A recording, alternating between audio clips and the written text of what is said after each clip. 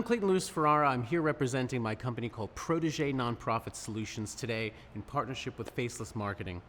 And it's a real honor to get to talk to you today about one of the topics that is truly near and dear to my heart, and that is the field of nonprofits. I've been volunteering for nonprofits for almost my whole life. I was an impassioned person, and growing up even in elementary school, I knew that there was already things that I could have an effect on and influence. You see, I love nature. In fact, I'm a naturalist. And in my life, I recognized really early on all of the problems that are facing the environment and nature in our world. From there, I knew that I had to do something about it. And when I looked around at where the helpers were in the world, I discovered nonprofit organizations, museums, zoos, scientific institutions, even hobbyists who had organized themselves in a way to breed endangered animals and work on projects to return them to the environment.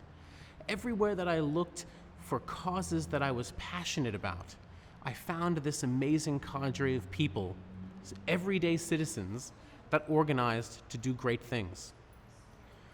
So for me, when I started to expand my worldview, when I started to study at college, when I started to learn about all of the amazing things in my chosen field of study, which was biology, again, I kept returning to the amazing power of nonprofits. Even the college that I went to, a college called Rollins College in Winter Park, Florida, was a 501c3 nonprofit.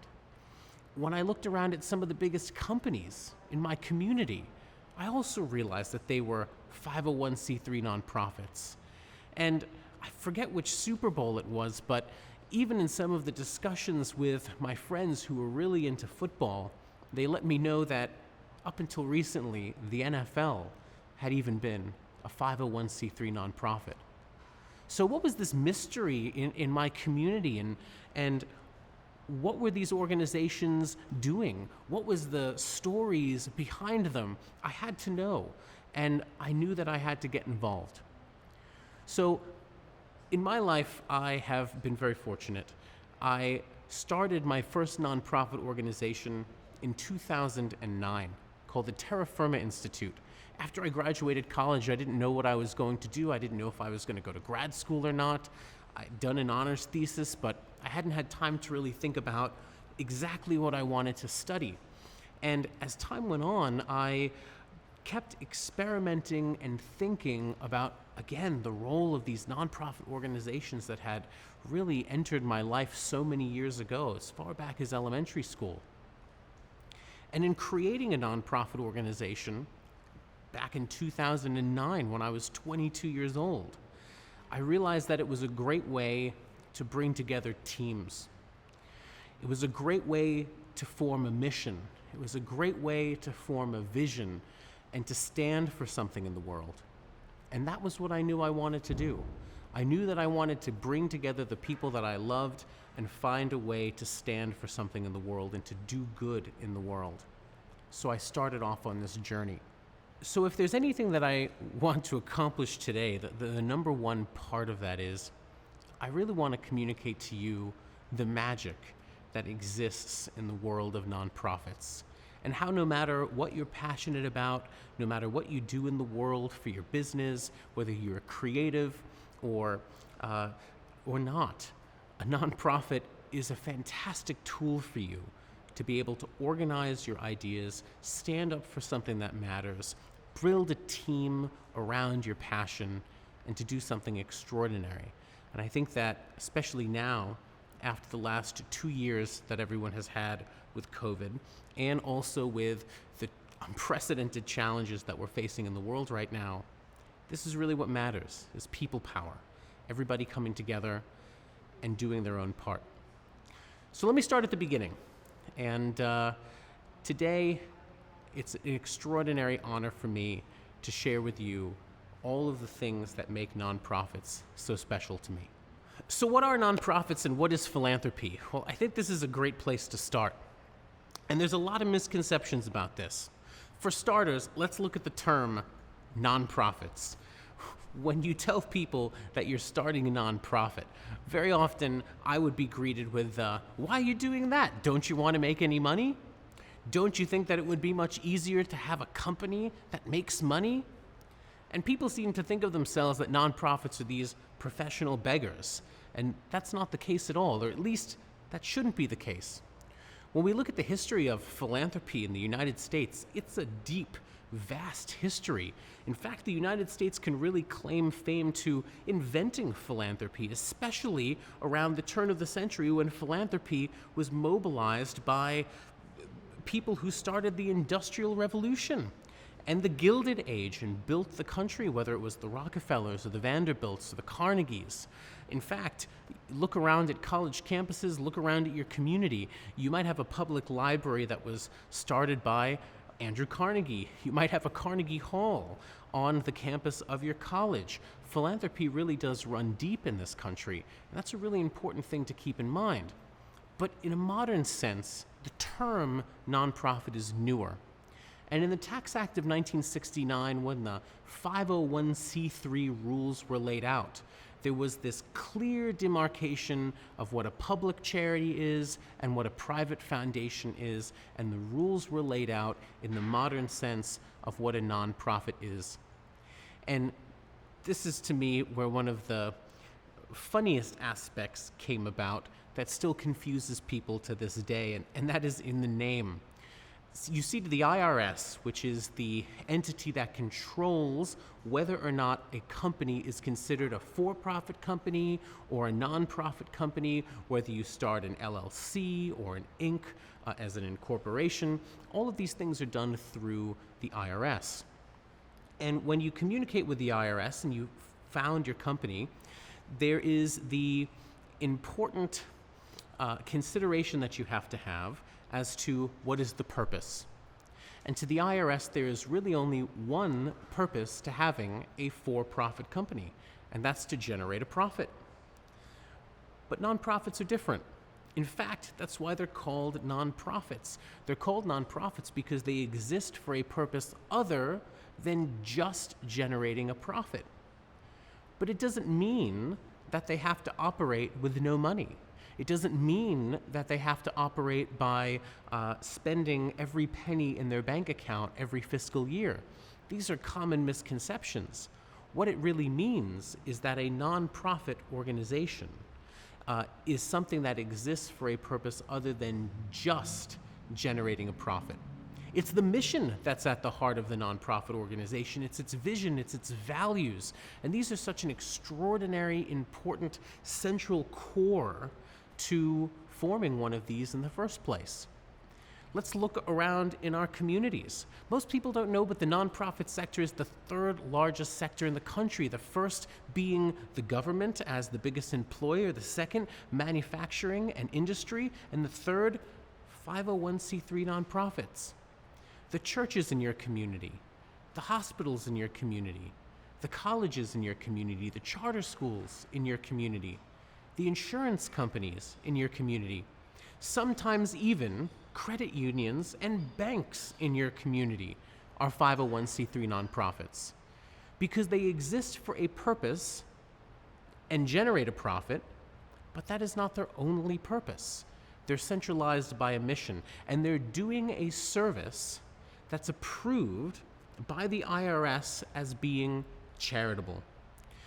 These can be educational aspects, scientific research, helping a particular group of people, maybe someone suffering with a particular kind of disease or ailment. Maybe it can be helping advance people getting an education that normally wouldn't have access to that kind of education. These are tremendously important causes that allow for something to be declared a nonprofit. So why this term? Well, again, nonprofit was given because it is in the mentality of the IRS that the only reason that a company exists is to generate profit. So therefore, a nonprofit is a company that exists for a purpose other than just generating profit. And to this day, it continues to confuse people. In my opinion, it should have been called for mission. So then you could have a for-profit company and a for-mission company, and it would have made things much clearer and people would be much less confused. But that is unfortunately not the case, and these are terms that we have to deal with. Well, what are some other differences? Well, some of the main differences is the fact that a nonprofit can have a business model, can charge for its services, can operate and play the rules of the game that any other business would, but it's also able to open itself up to a multitude of other revenue models. And this is really where, in my opinion, the magic happens. Because you see, a nonprofit, because it exists for a purpose other than generating a profit, there are so many benefits built in to its structure that have to do with teamwork, ensuring democratic decisions are made, that the funds and wealth of the organization aren't distributed to its leadership team, and that it actually is achieving the cause that it states as its mission and its vision and its values. So what I'm going to do is describe a little bit about how that works. Starting a nonprofit organization is not easy, and some of the main reasons that it's not have to do with the paperwork, the time, the money, and also the know-how of being able to navigate all of the different governmental agencies in order to get their approval. Because setting up a nonprofit isn't just at the state level, it's also at the federal level. And then you have to be able to communicate how the process is going to go in you formulating the organization to your whole team. We can help you take all of those concerns off of your plate and handle them turnkey for one low flat rate. On top of everything else, one of the biggest values that we bring to the table is experience. Since 2009, I've set up over 100 different 501c3 nonprofits, in everything from healthcare to charter schools to land trusts, environmental organizations, homeless shelters, doctors, philanthropic networks, you name it. And in that time, not a single one of them has ever been denied a 501c3 status, and we don't aim to start with your organization. We guarantee 100% or your money back that your organization is going to get a 501c3 nonprofit status. Not only are we going to help you with the paperwork, with forming your bylaws, but we're also going to train your board and your core team through a workshop called Nonprofit Now Workshop, standing for New Organizational Workshop. This workshop is going to show you the ropes of fundraising, board governance, why nonprofits exist, how to collect metrics and key performance indicators, and use them for storytelling. Some of the most important fundamentals in having a 501c3 nonprofit in the first place. On top of that, our experience is also going to help you make sure that you keep the doors open for the entire first year. Because not only are we going to help you with the paperwork and achieving the 501c3 status, you're also going to have me as a resource to walk with you on the nonprofit journey for the entire first calendar year that your organization is in existence. This is key because there are so many unknowns that will come up in your journey as a nonprofit organization. You'll never know when you'll have a new opportunity come your way. You'll never know when you might have a new partner that wants to engage in an activity that you never expected. And you might not know what to do if you suddenly get that $1 million donation from a board member's rich uncle. Who knows? But we do know that we're going to be able to help you navigate all of those issues and make sure that you maintain legally compliant in the eyes of the IRS, the Department of State, the Department of Agriculture and Consumer Services, and the Department of Revenue. So you don't have to worry about those types of things. Other benefits to working with us is the saving of time. I know so many people who've spent over a year struggling to get their nonprofit status. When they communicate with the IRS, they do so through fax. And when an error is found in your nonprofit application, the person grading the document will stop at the error, send you in the mail a printed copy of what you sent them, indicating where the problem was, only for you to then fix it, send it back through the mail or through fax, and then they find another error. and the entire process starts over again. Next thing you know, 2 years have gone by and you still don't have your nonprofit status. This breaks my heart whenever I see these things happen. And we can guarantee that that'll never be a concern that you have to transcend. Additionally, some other things that I've seen stop people dead in their tracks with nonprofits is maybe they go to a lawyer and they pay the lawyer to handle the paperwork and start the nonprofit for them, and all they get is the nonprofit status. Well, then they get their team together, they mobilize to apply for a grant, they fill out all of the paperwork, they get ready to submit it through the grant portal that the foundation has sent them to, and then it says, we need you to attach your whistleblower policy, your non-discrimination policy, your bylaws, your non-compete policy, your conflict of interest policies. And the poor person thinks to themselves, well, I don't have any of this. I just paid to get my nonprofit status created. And they're left high and dry. In fact, some of those problems are the reason that led me to start my nonprofit formation company, because I was tired of seeing friends who saw the things that I was doing as a nonprofit. They would then start their own organizations and be stuck dead in their tracks. Of course, then coming to me to ask to help them navigate out of this particular situation. Well, my passion is helping people to succeed in launching their nonprofit organizations. Just because I'm the CEO of a United Nations accredited NGO doing work in 30 different countries around the world, by no means that we're the end-all be-all organization. In fact, we need thousands of organizations just like us to even stand a chance in the world. So for me, my passion developed to teach people the things that I have learned in the 14 official year journey, the well over 25 years of unofficial journey in the nonprofit world, and to take those tidbits that if I could go back in time and whisper these things to myself, what would I share that could save me a tremendous amount of time and a tremendous amount of heartache and blood and sweat and tears? And that was the basis that I formed my service off of, to be able to offer to you, to share all of the best practices, add as much value as I can to your heart to do good in the world, and to make sure that we can achieve something extraordinary together. Because that's what it's all about.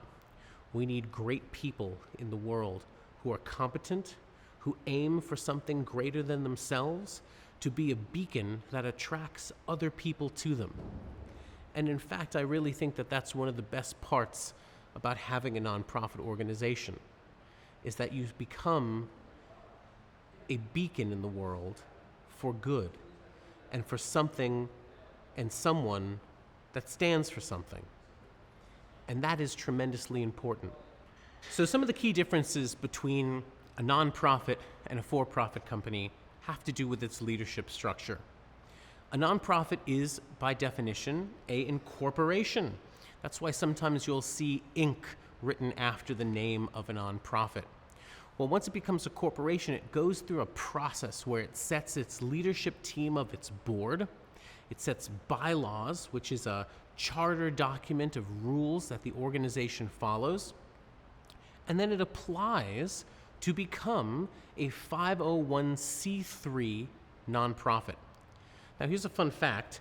There's actually 29 different kinds of 501c organizations. Most people only hear about the 501c3, sometimes a 501c4, which is a political organization. Mostly they don't hear about all of the other types of 501c organizations, but there are quite a bit out there. A 501c5 is an agricultural organization. There's even 501c3s that deal with people who have been affected by asbestos.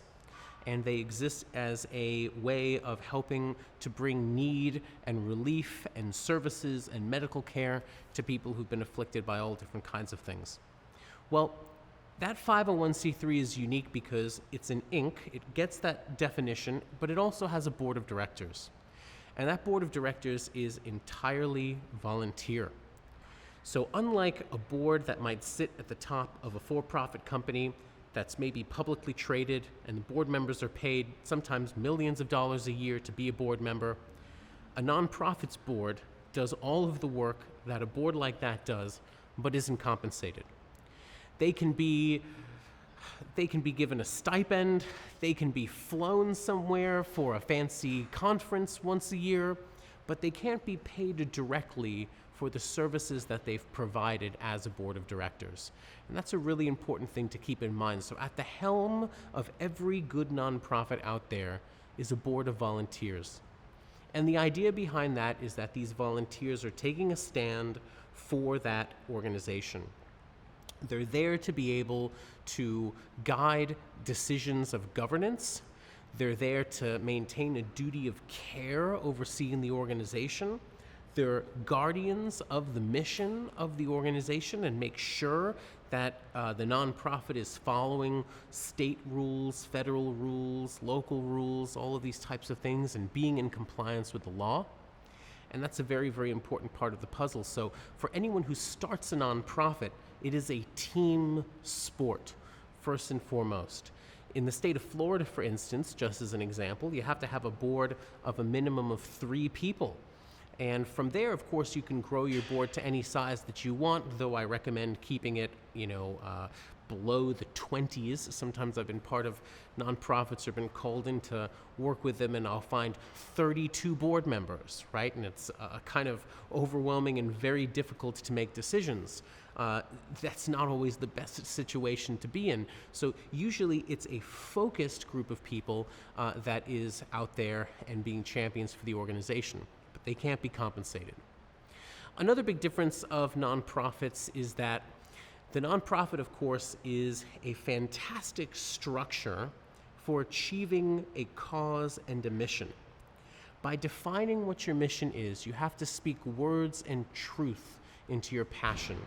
You have to debate with your group what it is that you believe the solution to the problem that you're trying to solve actually is.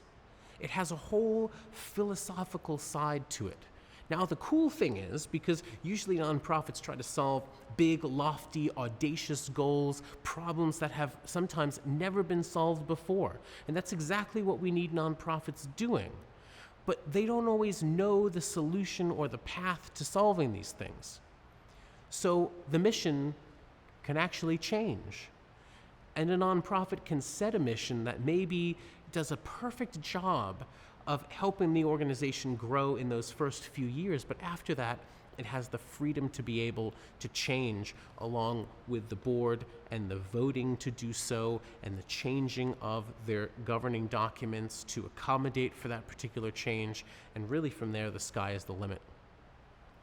So now that we have some of these differences out of the way, I'd like to talk a little bit about why nonprofits exist in the first place. Well, there was a lot of things going on in the country in 1969. And in fact, it was the Tax Act of 1969 that provided a foundational update to how nonprofits are thought of and function in the United States. If you think about 1969, you had the second wave of the feminist movement, the civil rights movement, the environmental movement, the counterculture movement. So many things were going on, including the protests against the Vietnam War.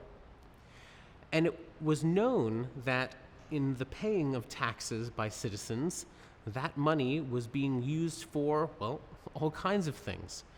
And there needed to be an additional element of people power, of everyday citizens being able to determine where their tax money went. So the rules were laid out as to how a 501c3 would be able to legally not pay taxes and legally help other people also not pay taxes, whether they were individuals or corporations or other nonprofits. And this was pretty revolutionary because it meant that instead of me just paying my normal taxes and allowing the government to do whatever they wanted with it, I could take an amount of money and donate it to something that I truly cared about.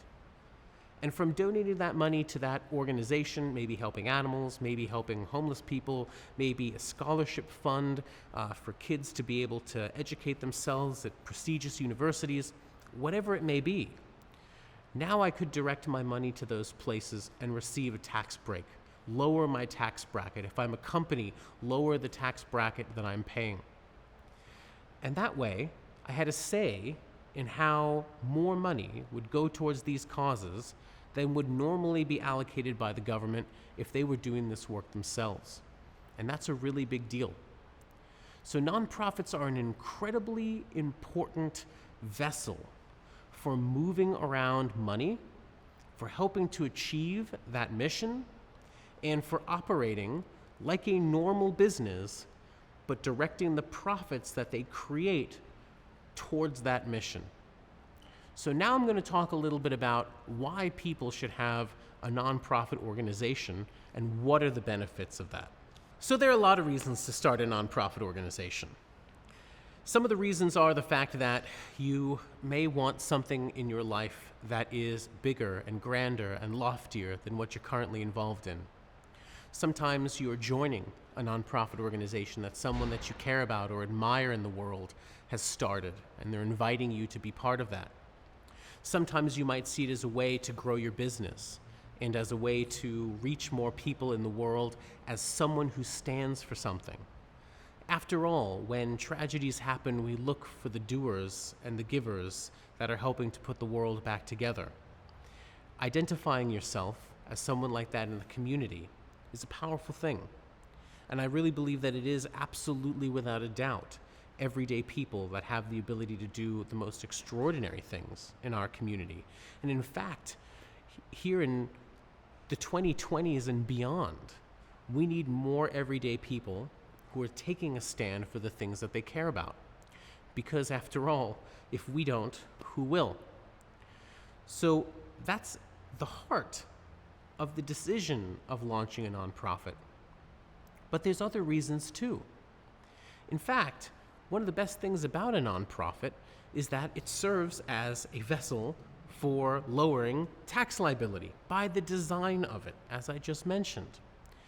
If you're a company and you want to, say, a doctor's office, for instance, many of the people that I work with are professionals. Maybe they're physicians, maybe they're actors, maybe they're doctors, maybe they're dentists, maybe they're developers. And they're already philanthropic. They're generous. They care about doing good in the world. They want to donate money to good things or pay to help people get a better education or even go to college. But they're not getting any tax benefits from it. Again, by design, that 501c3 nonprofit is a tax haven, allowing people to donate money to it, or if you happen to be the nonprofit yourself, right, then doing all of those different activities, you are able to accomplish tax-free and not pay taxes, sales tax, property tax, real estate tax, federal tax, state income tax on any of the activities that the organization does. So very often a doctor's office will start a nonprofit. They'll use that as the entity to do their philanthropic work with, and they'll be able to donate to themselves. And now that they have a structure with a mission and a vision and a team and bylaws and audacious goals in the community, they're able to build a support network. They're able to quadruple the amount of impact that they would normally be able to do because people want to take a stand for them. See, I've always believed that one of the best things in the community that is contagious is courage and vision. And that when people display courage about a vision that they have, it is contagious. People want to help. They want to assist in making sure that that goal is successful. Because people see parts of themselves when someone takes a stand on an important issue in the community. And that's one of the greatest gifts, is that a nonprofit organization is absolutely a team sport. So besides just the ability to build momentum, some other wonderful aspects of having a nonprofit organization is the ways in which they bring in money. Donations is just part of it. Too many nonprofits are professional beggars, and it doesn't have to be that way. One of the things that I teach in helping organizations formulate their ideas, turn them into a mission, build their vision, build their team, and elevate themselves off of the ground to really get onto that runway and soar, is to look at the revenue models that they can build and the creativity and ingenuity that can come into that type of system. And what I mean by that is, it's not just donations. It's not just grants and foundations. Nonprofits can do all the same things that a business can do and more. Nonprofits can own real estate and not pay real estate tax. Look at churches. They're in those types of situations. And I'll tell you, I was so surprised the day that I found out that my alma mater, the college that I went to, is the largest landowner in the city that it's located. Well, why? Well, many people wanted to donate property to those nonprofits in the community. And today, the nonprofit's able to use those places to harbor students and faculty and hold visiting scholars, and to essentially have them, in case the college ever found itself in a jam, it could always sell one of those properties and be able to make revenue and remain afloat. So a nonprofit has all of these wonderful superpowers that enable it to do business in a different kind of way, and especially forge partnerships. I think that's another big thing about nonprofits that make them so attractive to people. Besides the board of directors and the staff being part of a team, you also have the nonprofit and how it exists in the world. And I'll tell you, these are some real cookies here that not everyone is going to give you, because a nonprofit is usually something that navigates the world not knowing the rules of the game. But the rules of the game of a nonprofit is to first recognize that it is part of something called the independent sector. And that on the playing field, there are two other sectors as well. There's the public sector of government, the private sector of business, and then in the middle, as I mentioned, the independent sector. And the solutions and the resources exist in that independent sector's ability to solve problems for the public sector and the private sector that they can't solve or they won't solve. It really is about generating value, about generating solutions, about solving problems, and lifting people up.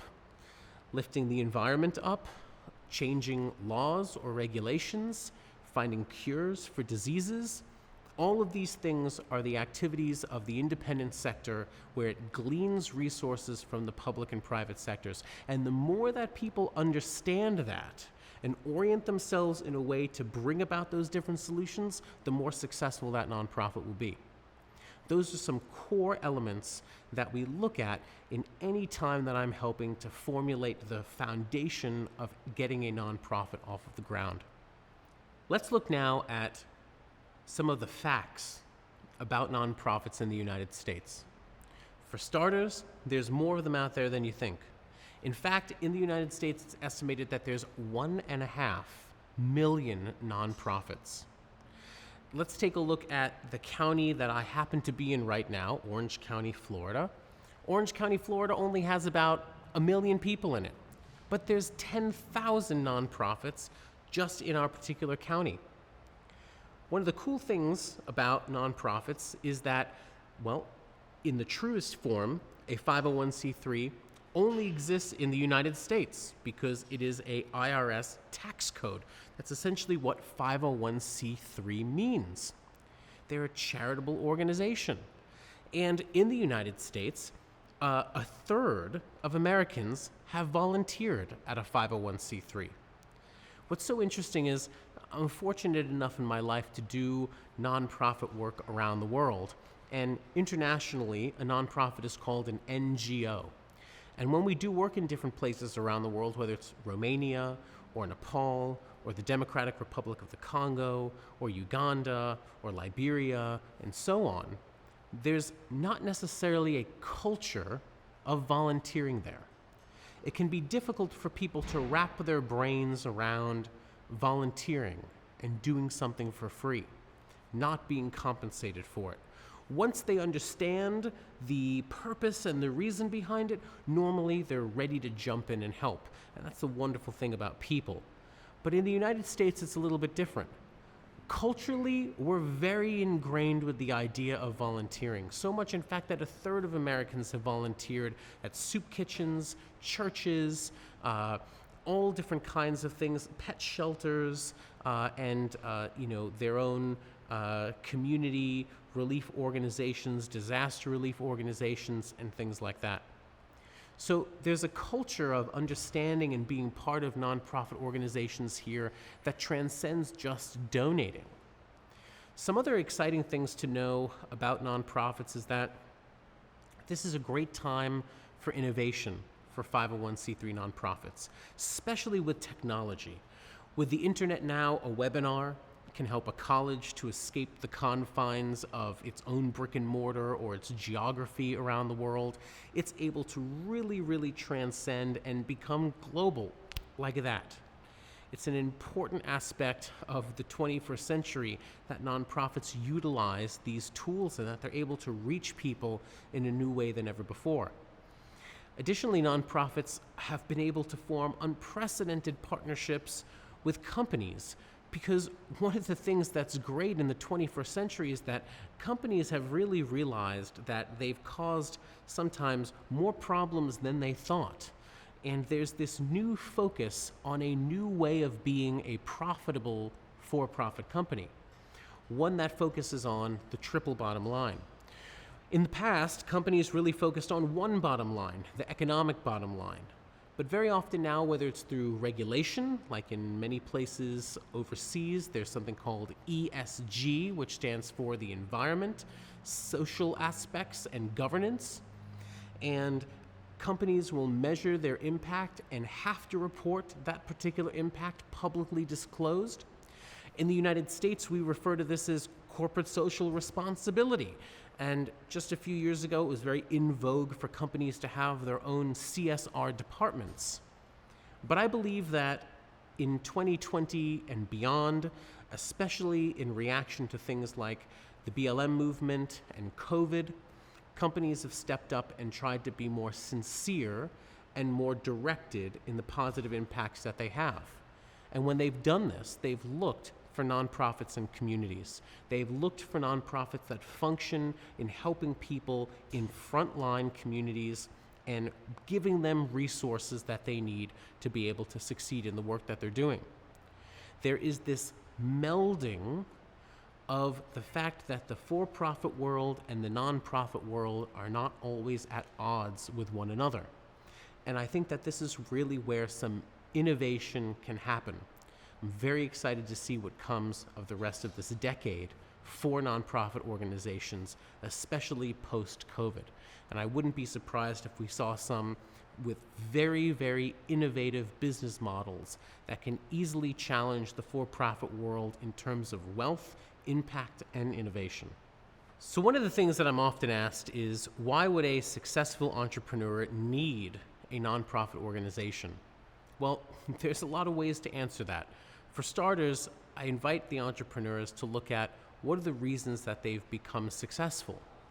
Usually it's because they exist within a community, they have a staff, they have a team, they have a goal that they've shot for, and they've been able to find a product, a service, a solution, and they become successful in that community.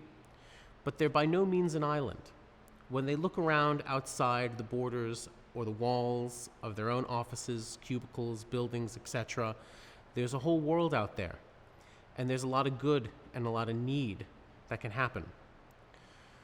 One of the things that I've always believed in for people who are tremendously successful is that success and generosity are far from mutually exclusive.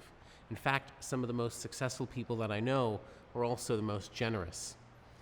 Giving has a whole bunch of fantastic benefits to it, but one of the biggest benefits of it is that it gives you a chance to understand more about what is important to you and the role that you can play in having a positive impact in the world, to test your ideas and to see if they can be successful in helping people and using the innovation that you've used to build successful companies for achieving greatness by helping others.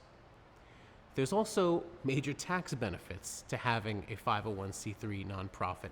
And some of the best benefits that come from that are the fact that a nonprofit essentially doesn't have to pay property taxes, real estate taxes, state taxes, federal taxes, sales taxes. In fact, the only taxes that a nonprofit has to pay are payroll taxes when they pay their staff. I mentioned before that a nonprofit's governed by a board. It has volunteers. If it happens to have a staff, those staff are either paid hourly or salaried.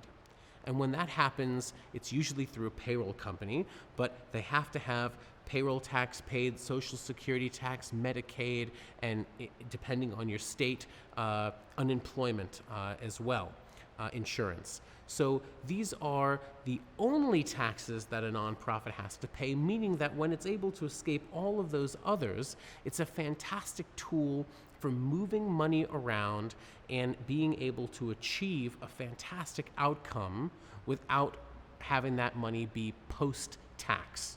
So very, very important there.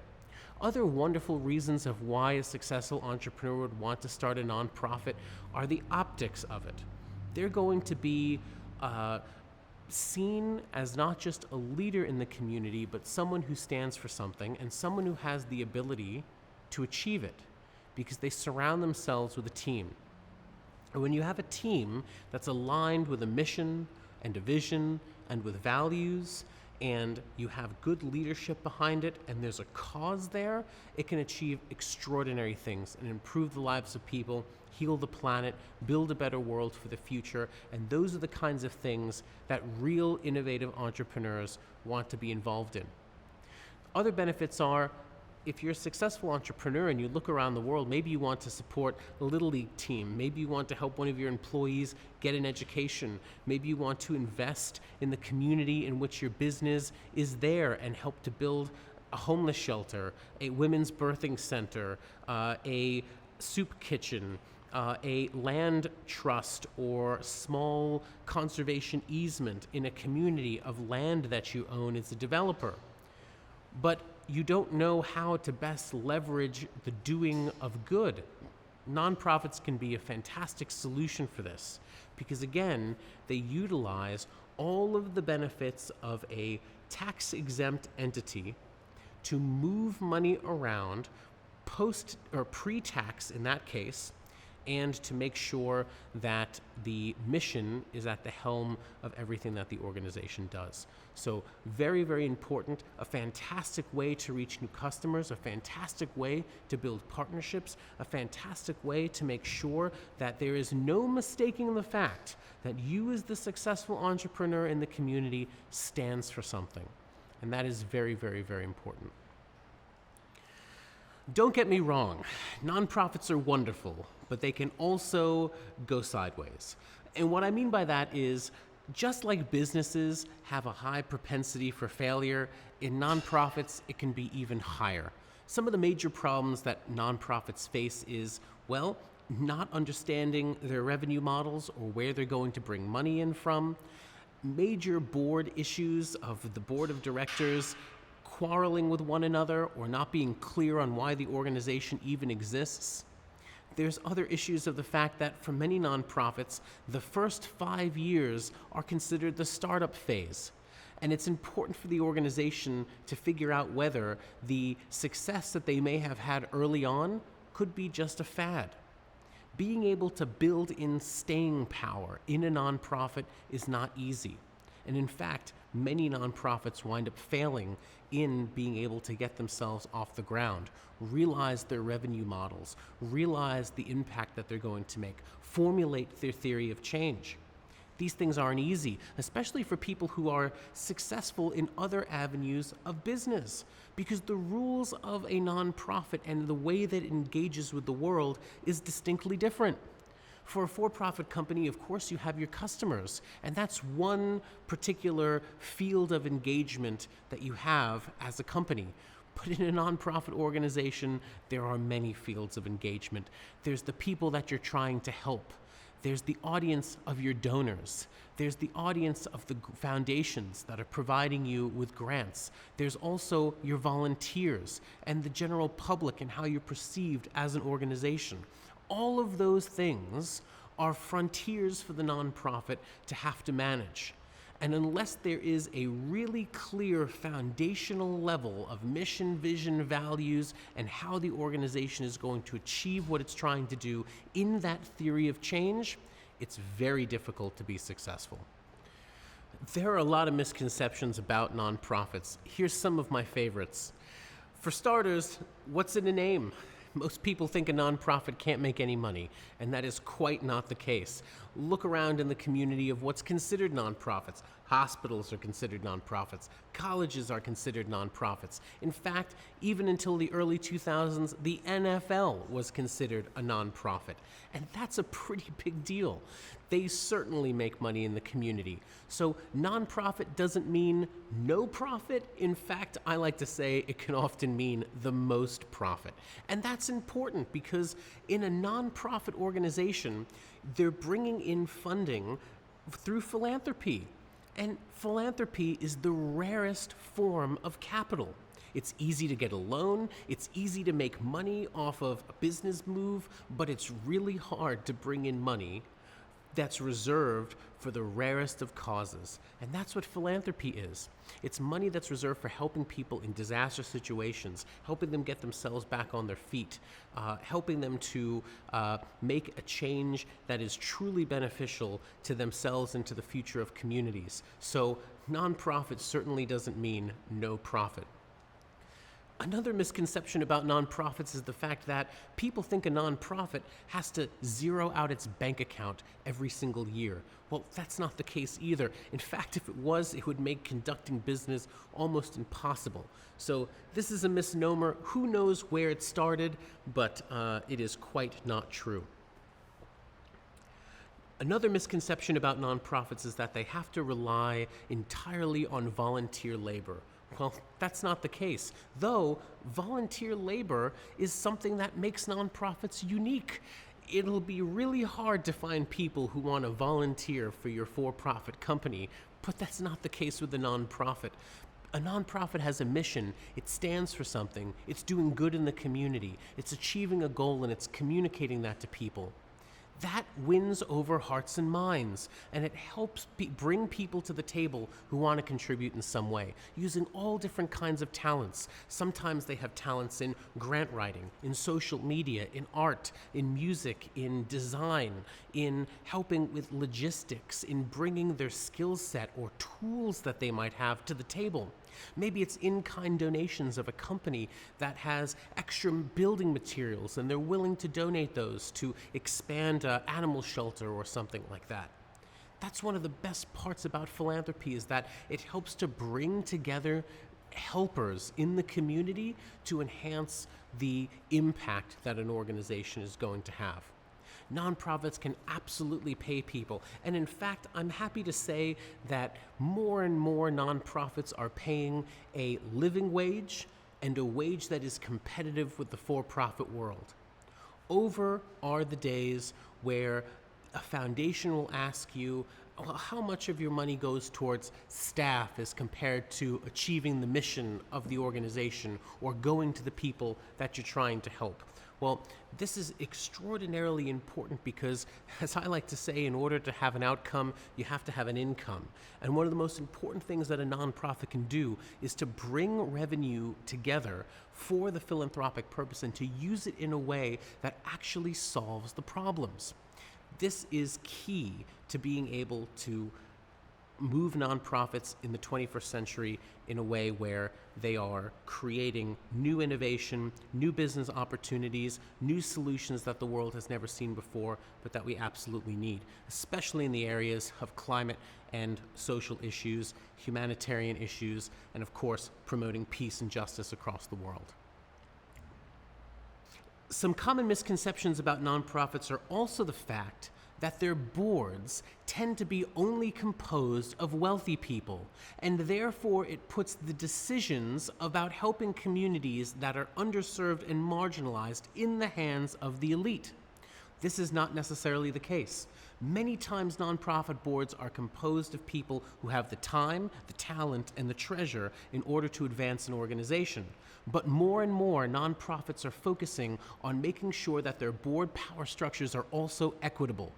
You want to have people on your board who are from frontline communities. You want to make sure that your board is representative of the people that you are there to help.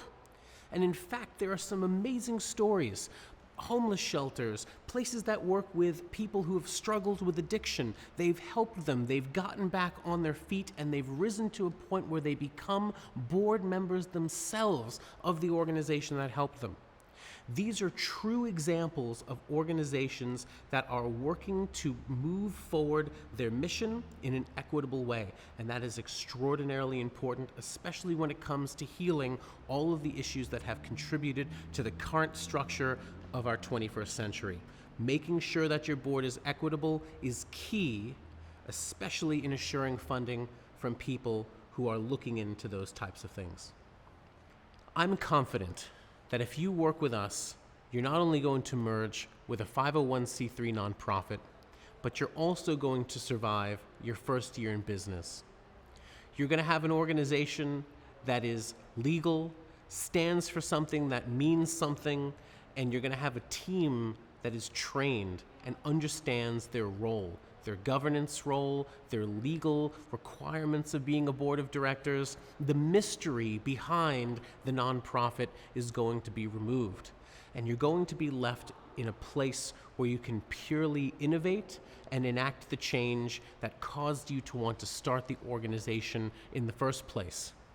On top of that, you're going to have a fantastic vessel to be able to donate to, not just as your own company, if you happen to own one, or be an employee in a leadership role at one. In fact, there's so many companies now that will match employee giving, and it's not uncommon to have an office rally around a particular cause and quadruple the amount of money that's given to them due to these wonderful methods of philanthropy. There's so much good that can come out of starting a nonprofit. And in fact, the biggest problem is that it's confusing to know what to do. It's confusing to handle the paperwork. And this stops so many good people from having the kind of impact that the world needs them to have. That's my mission, is helping to stop those pitfalls, those tar pits, those obstacles and roadblocks from being in front of people so that they can truly do the good that they're trying to attempt in the world and be free of the different kinds of technicalities and uncertainty that stops so many good organizations from becoming great.